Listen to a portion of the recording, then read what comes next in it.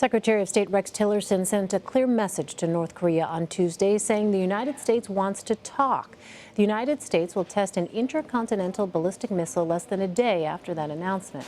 North Korea conducted its own successful missile launch on Friday night. That missile landed in the Sea of Japan, close to where an Air France passenger plane had flown minutes earlier. Experts believe it had the range to hit major cities in the U.S. In response to the launch, the U.S. flew strategic bombers over the Korean peninsula, and President Trump expressed disappointment in China, saying the country isn't doing enough to curb their North Korean neighbors. Matthew Kroenig joins me now from Washington. He is a senior fellow at the Atlantic Council and an associate professor at Georgetown University. So, Matthew, warnings, sanctions, tough talk. We have been down this road before with North Korea. As I mentioned, Secretary of State Rex Tillerson addressed the issue at the State Department on Tuesday. Let's take a listen to some of that. We have reaffirmed our position towards North Korea, that what we are doing, we do not seek a regime change. We do not seek the collapse of the regime. We do not seek an accelerated reunification of the peninsula. We do not seek an excuse to send our military north of the 38th parallel. And we're trying to convey to the North Koreans, we are not your enemy. We're not your threat, but you are presenting an unacceptable threat to us. All right, so Secretary Tillerson trying to make it clear there, the U.S. does not seek an excuse to use military action against the North. But now, does the U.S. have that excuse? If not, under what circumstances could there be a justification?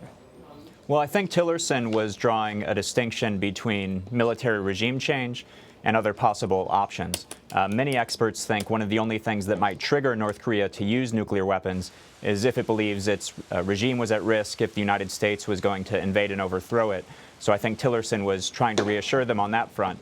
But serious experts in Washington now are talking about other possible options of using our missile defenses to intercept the next North Korean missile test. And some are even talking about conducting strikes in North Korea on the next North Korean test. So that would be risky, but people are talking about it.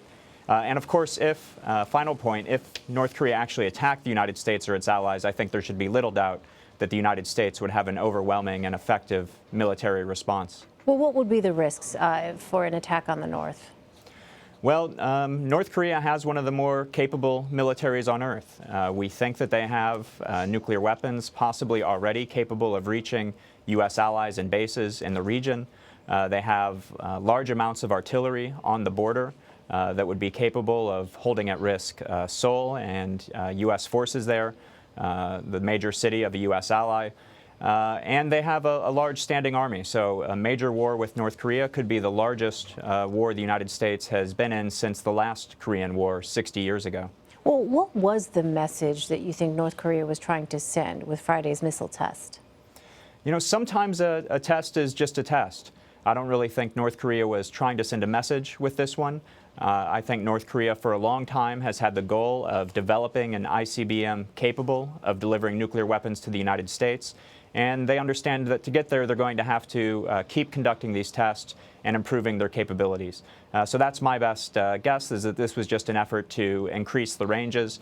And they demonstrated that this is the longest range missile they've tested so far, as you pointed out, with many experts thinking it could possibly reach major cities in the United States. But the North Koreans have to know that just the very act of launching a test sends a message. It does send a message. It shows that they have the ability to hold the U.S. homeland at risk. And so I think their hope is that that will make the United States more cautious in Asia and possibly give North Korea a freer hand to engage in provocations against our allies, the South Koreans, and basically just get away with a more aggressive foreign policy than they could have beforehand. Well, where does China fit into this picture? Why do you think China is not rushing to do more to try and address the North Korean threat? Well, Chinese cooperation would be crucial to solving this problem. You know, 80 or 90% of the North Korean trade comes through China. So if China's unwilling to cut that off, then it's going to be hard to put pressure on North Korea. The problem is that this isn't a high priority for the Chinese. I think, like us, the Chinese would prefer that North Korea not have these nuclear and missile programs. But for China, it's priority 3 or 4. Their first priority is making sure North Korea continues to exist. They don't want it to collapse and have to deal with refugees coming across their border.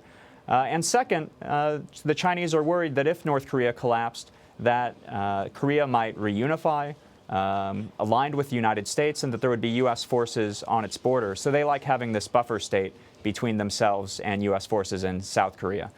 So that's the problem, and it will continue to be a problem going forward.